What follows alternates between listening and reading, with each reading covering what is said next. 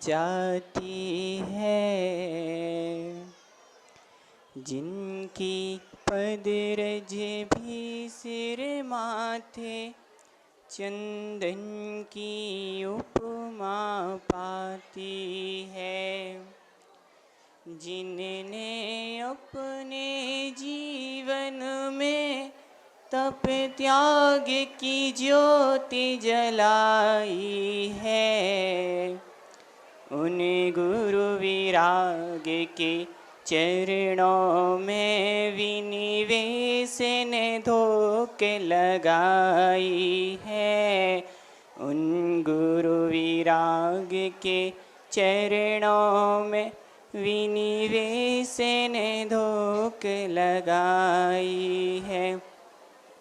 जीवली नंदानंद सिद्ध प्रेमिष्टि भगवान की, 1000 श्री चंद प्रभु भगवान की, परम पूजनीय आचार्य भगवान श्री विमल सागर जी महाराज की, परम पूजनीय तपस्वी सम्राट आचार्य भगवान श्री सन्मति सागर जी महाराज की, परम पूज्य गुरुदेव गणाचार्य भगवान श्री विराग सागर जी महाराज की, परम पूजनीय आचार्य भगवान श्री विशुद्ध सागर जी महाराज की, परम पूजनीय आचार्य भगवान श्री विभव सागर जी महाराज की, परम पूज्य मुनिवर श्री विश्रांत सागर जी महाराज की, 3 कम 9 करोड़ मुनि राजों की, परम पूज्य मुनि श्री विनमेश सागर जी महाराज की, समस्त आचार्य संघ की। महानुभाव, आज आचार्य भगवान विशुद्ध सागर जी महाराज का देवेंद्र नगर में प्रवेश हुआ, उनसे मिलन हुआ। आज सर्वप्रथम परम पूज्य गुरुदेव, पहले थोड़ी सभी माताएं शांत हो जाएं, थोड़ी देर चर्चा तो डेली करते हैं, आज थोड़ा देर सुन लीजिए। सर्वप्रथम आचार्य भगवान विराग सागर जी महाराज के चरणों में बारंबार नमस्कार करके उनका आज तहे दिल से उपकार मानता हूं कि उन्होंने आचार्य भगवान विशुद्ध सागर जैसे एक रत्न को जन्म दिया, क्योंकि अगर वो आचार्य भगवान विशुद्ध सागर जैसे रत्न को जन्म नहीं देते तो हमें ऐसे गुरु भाई और आपको ऐसे गुरु कहां से मिलते। कीचड़ होता है, कीचड़ में 2 चीजें उत्पन्न होती हैं। क्या क्या उत्पन्न होता है? एक कमल होता है, एक कीड़ा उत्पन्न होता है। कीड़ा कीचड़ में उत्पन्न होकर के कीचड़ को खाता है, उसी में पीता है, उसी में रहता है, उसी में मर जाता है।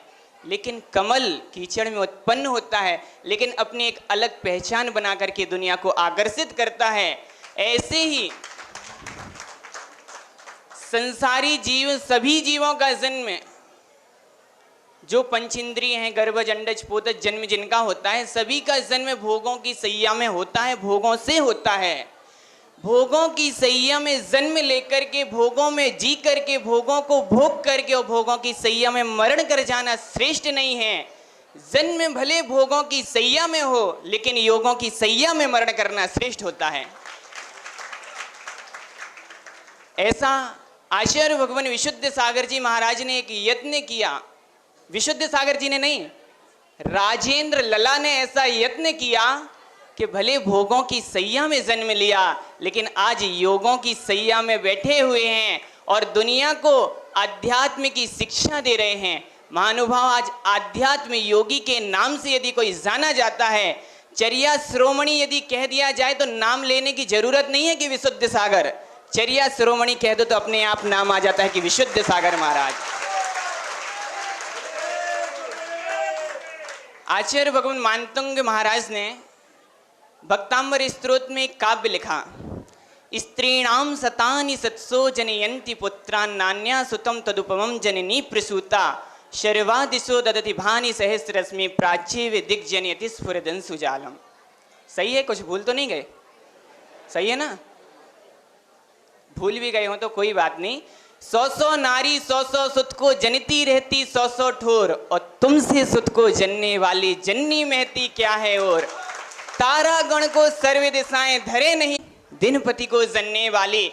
तीर्थंकर भगवान आदिनाथ स्वामी को जन्म देने की क्षमता यदि किसी में थी तो वो माता मरुदेवी थी। आचार्य भगवान विराग सागर जैसे संत को जन्म देने की क्षमता, उस बालक को जन्म देने की क्षमता यदि किसी में थी तो माता श्यामा थी। ऐसे ही अन्य माताएं अन्य पुत्रों को जन्म देती हैं, लेकिन राजेंद्र लला को जन्म उस रत्तीबाई ने दिया जो आचार्य भगवान विशुद्ध सागर बनकर के सारे देश में धर्म की डंका को बचा रहे हैं। आज आचार्य भगवान विशुद्ध सागर जी महाराज से मिलन हुआ, बहुत अच्छा लगा, क्योंकि जब अपने बड़े भाइयों से मिलन होता है तो ऐसा कौन सा छोटा भाई होगा जिसको खुशी नहीं होगी। और मैं ये कहना चाहता हूँ कि छोटे भाई को ही बड़ी भाई से मिलकर के खुशी नहीं होती है, बड़े भाई को भी छोटे भाई से मिलकर खुशी होती है। आचार्य भगवान, मैं सही हूँ ना? खुशी हुई है ना? नमस्ते आचार्य भगवान।